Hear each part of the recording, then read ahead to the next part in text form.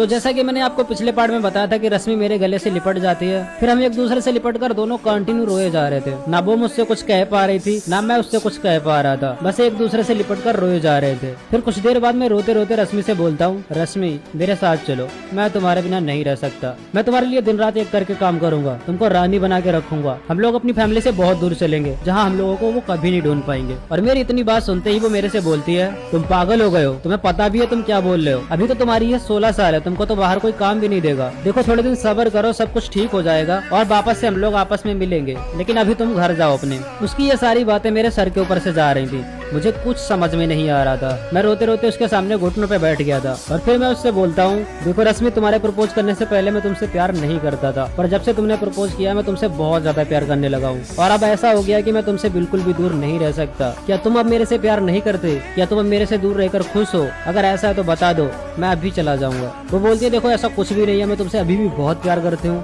और मैं तुमसे दूर रहकर बिल्कुल भी खुश नहीं हूँ। पर अगर तुम मुझसे सच्चा प्यार करते हो तो अभी तुम अपने घर चले जाओ। मैं तुमसे प्रॉमिस करती हूँ 2 साल बाद हमारा इंटर कंप्लीट हो जाएगा, उसके बाद हम एक दूसरे के साथ शादी कर लेंगे। उसकी ये बातें मुझे समझ में आ जाती हैं और मैं वहाँ से चल देता हूँ और वहाँ से ट्रेन पकड़कर रात तक अपने घर आ जाता हूँ। घर पहुँचने के बाद हमारे घर वाले मुझे बहुत डांटते हैं, बोलते पूरा दिन गायब था, कहाँ गया था। मैं उनको कुछ भी नहीं बताता हूँ, चुपचाप आके घर में सो जाता हूँ और फिर उसके बाद